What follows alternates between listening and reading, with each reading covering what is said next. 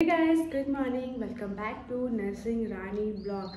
तो आज के वीडियो में हम लोग बात करेंगे नॉट सेट 8 के बारे में कि उसमें जैसे कौन कौन फॉर्म फिल कर सकता है।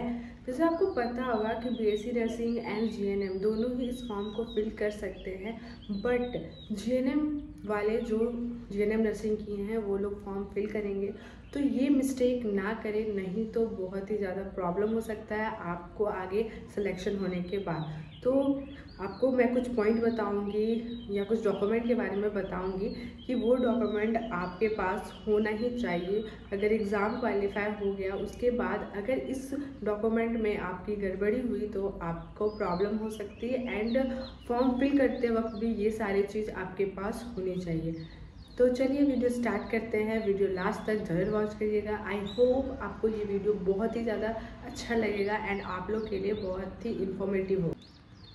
जैसे कि BSc nursing and post basic BSc nursing ये दोनों ही इस फॉर्म को फिल कर सकते हैं। अगर आपने बीएससी नर्सिंग किया है and post basic BSc nursing किया है तो इसमें कोई भी एक्सपीरियंस का आपको ज़रूरत नहीं। बट अगर आपने जीएनएम कोर्स किया है तो उस फॉर्म में लिखा हुआ है कि देख सकते हैं कि 2 इयर्स का आपको एक्सपीरियंस चाहिए 50 बेडेड का। तो जो 2 इयर्स का एक्सपीरियंस है वो बस ऐसे ही कहीं से लेके या कुछ भी झूठ का अपलोड नहीं करना है, मतलब फ्रॉड चीज़ अपलोड नहीं करना है।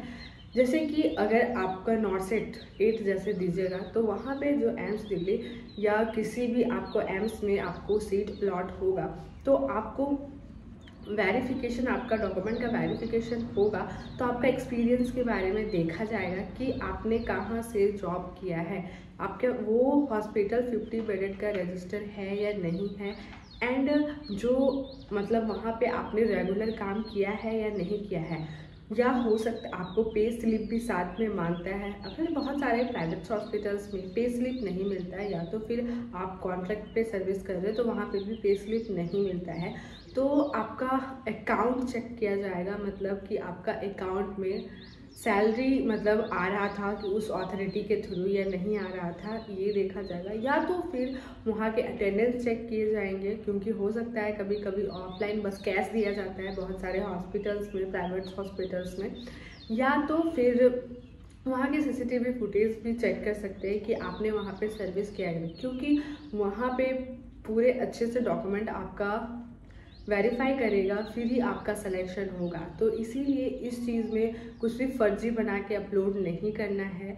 एंड वो जो 2 साल का एक्सपीरियंस होगा वो आपका फॉर्म फिल होने से पहले तक का होना चाहिए। ये नहीं कि फॉर्म फिल होने के बाद आप 2 साल का एक्सपीरियंस उसमें ऐड कर दें, मतलब वहाँ तक आपके पास रहेगा एंड वहाँ पे आपने कुछ भी डेट मेंशन कर दिया है, तो ये नहीं होना चाहिए। तो ये सारी बातों को आप ध्यान रखिएगा, नहीं तो आपको आगे जाके बहुत ही ज़्यादा प्रॉब्लम होगा। तो ये कुछ जीएनएम वालों के लिए क्राइटेरिया थी जो जीएनएम नर्सिंग किया है। बाकी बीएससी नर्सिंग और पोस्ट बेसिक के लिए फ्रेशर वो एज अ फ्रेशर इस फॉर्म को फिल कर सकते हैं, उसमें कुछ भी आपको एक्सपीरियंस का ज़रूरत नहीं।